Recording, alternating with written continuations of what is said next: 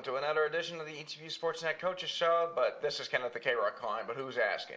In the meantime, though, it's time to talk men's and women's tennis, and we are pleased to be joined by the only coach who's allowed to bring his notes with us to the coffee table as well, because with him, it's always an open book exam.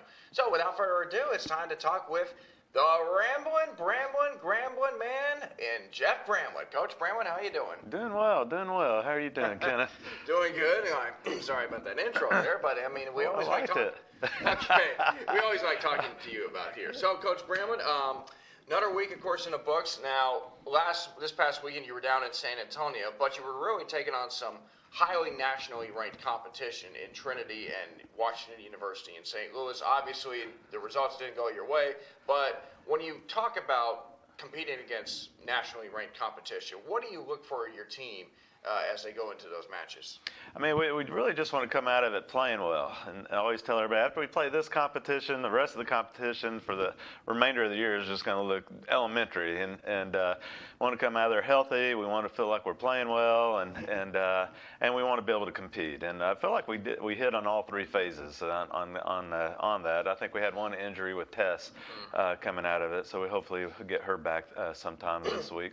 But I think the Trinity men, I think they're ranked top 15. The Trinity women are top 20. Wash U's top 10.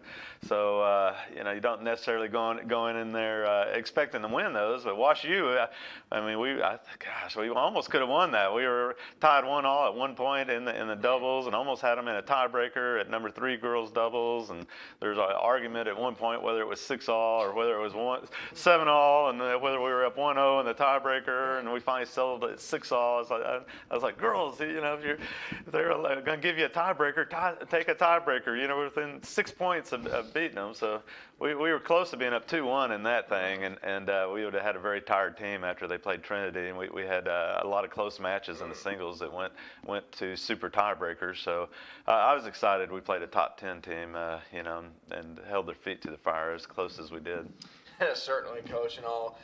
So just looking at your notes here, obviously the score, people really need to dig down deep and look within the game, except for the final score, because obviously that's the easiest part is looking at the score and think, oh, geez, what happened there? But that's where the question is, talk about the matches and just, anything that stood out here.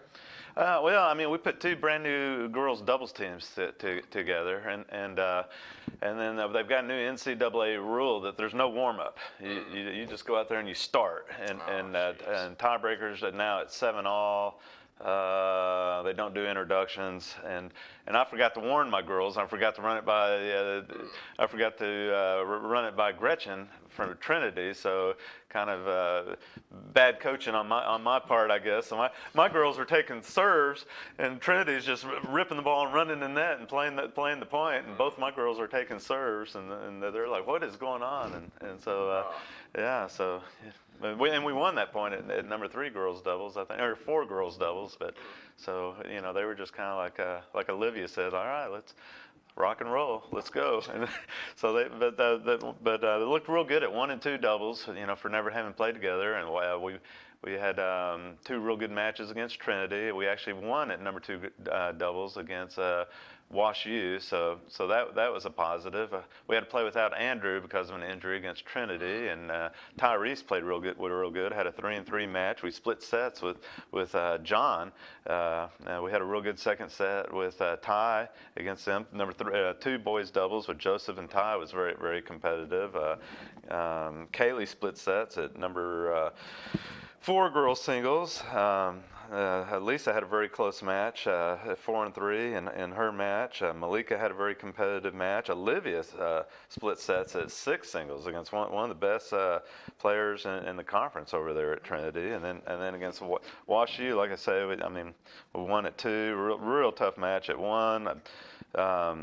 There was debate whether we were in a tiebreaker or not, but the final score was 8-6 at 3 girls doubles. We played great there, and so I just kind of sat back and let the girls debate on it. I figured they're IQs and GPAs were probably a lot higher than mine, so I figured they'd probably come up with a better answer.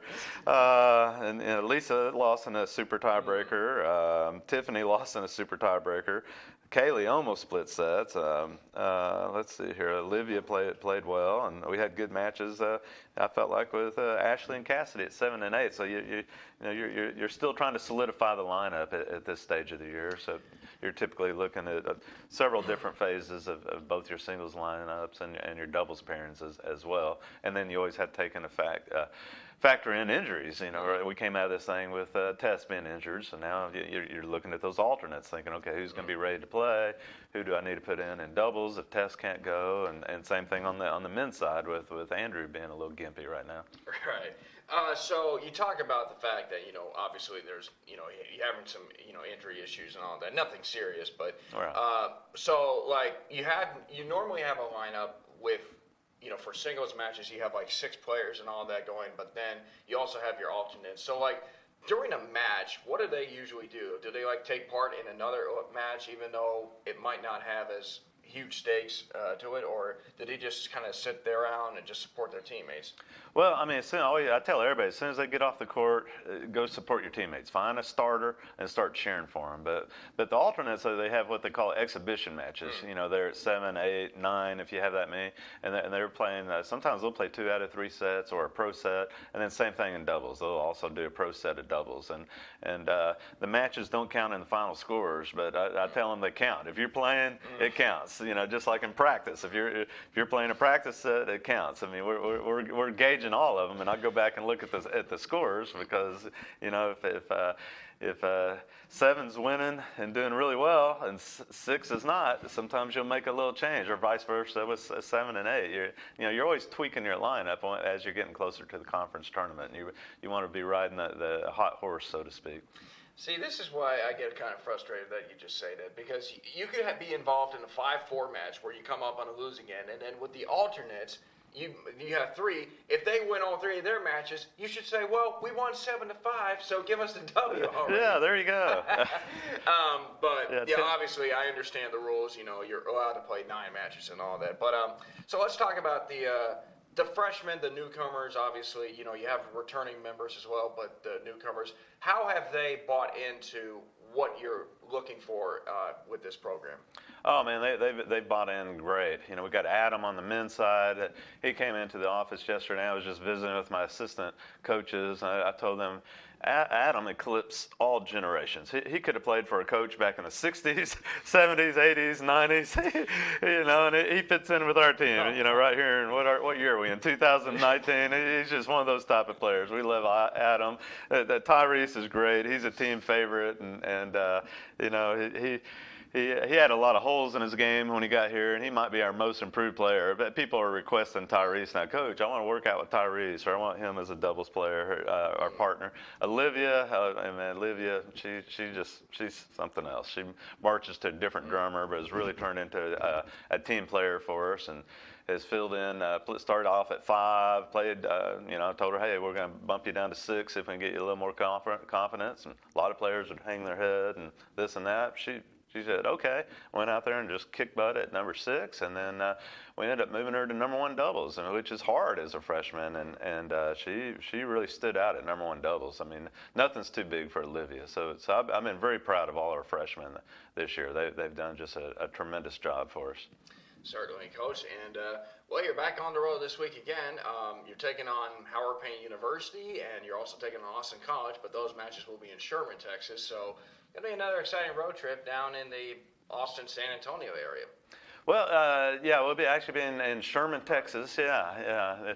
Tiffany was getting mixed up with that. Kept saying, "Hey, we're going to Austin to play," and I go, "No, we're going to Sherman to play Austin." But it'll be a tough match. I think Austin College might have been nationally ranked the last year on the women, and the men I think were regionally ranked. That's always a tough match, and Hardin-Simmons is always just a tough Western Conference rivalry.